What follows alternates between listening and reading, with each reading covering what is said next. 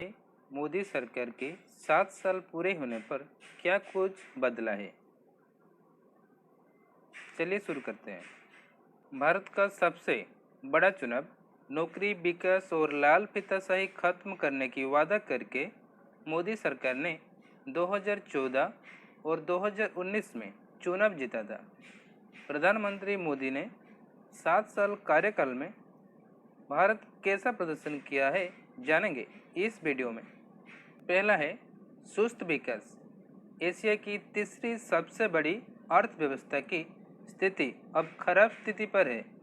मोदी ने वादा किया 2025 तक भारत की इकोनॉमी 5 ट्रिलियन यानी 5 लाख करोड़ डॉलर बना देंगे।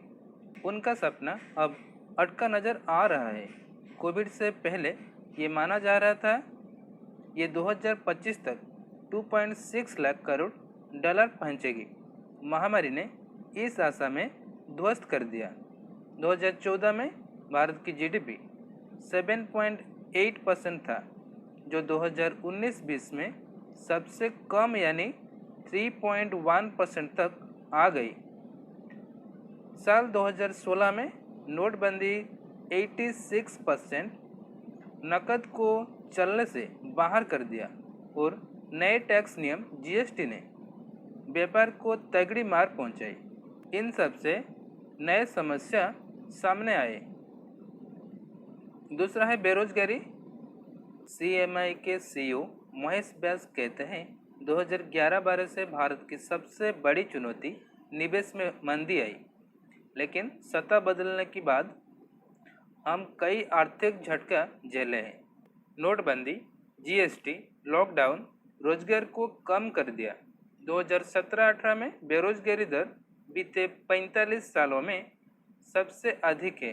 फ्यू रिसर्च के अनुसार 2021 में करीब 2.5 करोड़ से अधिक लोग अपनी नौकरी गंवा चुके हैं। 7.5 करोड़ लोग गरीब रेखा पर पहुंच चुके हैं। विशेषज्ञ मानते हैं हर साल देश की अर्थव्यवस्था 2 करोड़ नौकरी चाहिए, लेकिन भारत में बीते दशक में हर साल केवल 4.3 लाख नौकरियां ही पैदा हुई है। भारत निर्यात भी काफ़ी नहीं कर पा रहा है।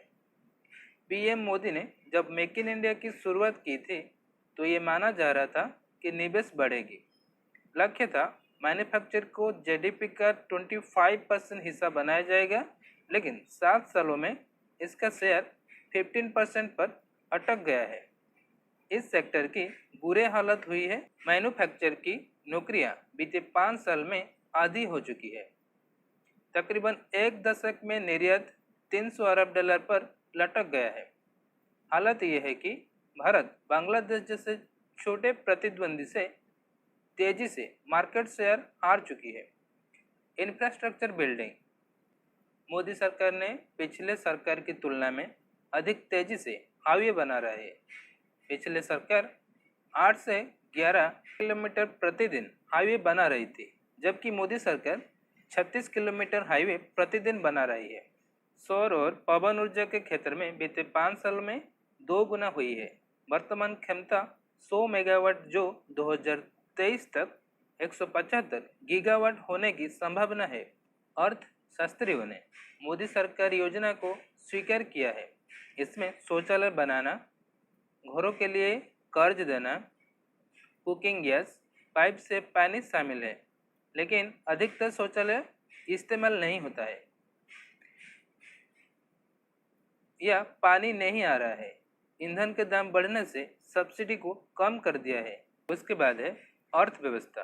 डिजिटल पेमेंट में भारत ने वैश्विक नेता के तौर पर छलांग लगाई है। प्रधानमंत्री मोदी की जन धन योजना ने करोड़ों लोगों को बैंक खाता से जुड़ा है और उन्हें औपचारिक अर्थव्यवस्था में दाखिल किया। हालांकि रिपोर्टर्स ये भी बताता है कि कई जगह इन अकाउंट को अब इस्तेमाल नहीं किया जा रहा है। उसके बाद स्वास्थ्य सेवा। मोदी सरकार स्वास्थ्य सेवा को नज़रअंदाज किया है। दुनिया में भारत स्वास्थ्य क्षेत्र में सबसे कम खर्च करता है। वहीं 2018 में लागू की गई स्वास्थ्य बीमा योजना कोविड के दौरान भी कम इस्तेमाल किया गया है। उसके बाद है कृषि क्षेत्र। भारत में ज़्यादातर लोगों कृषि क्षेत्र के रोजगार में लगी हुई है, लेकिन इसका जीडीपी में योगदान बहुत कम है। हर कोई मानता है भारत के कृषि क्षेत्र में सुधार की आवश्यकता है। बाजार समर्पित कृषि कानून पिछले साल पास किए जाने के बाद किसानों के प्रदर्शन जारी है। उनका कहना है ये उनकी आय कम कर देगा। विशेषज्ञों की मानना है इन टुकड़ों टुकड़ों में लाने वाले सुधारों से बहुत कम ही कुछ पाया जा सकता है। भारत में निजी निवेश में बढ़ने से ये संभव हो पाएगा। 7 साल के कार्यकाल में मोदी सरकार के किए गए वादा अभी तक पूरा नहीं हुआ है। अगर आप इस तरह के वीडियो देखना चाहते हैं तो मेरे चैनल को सब्सक्राइब कीजिए।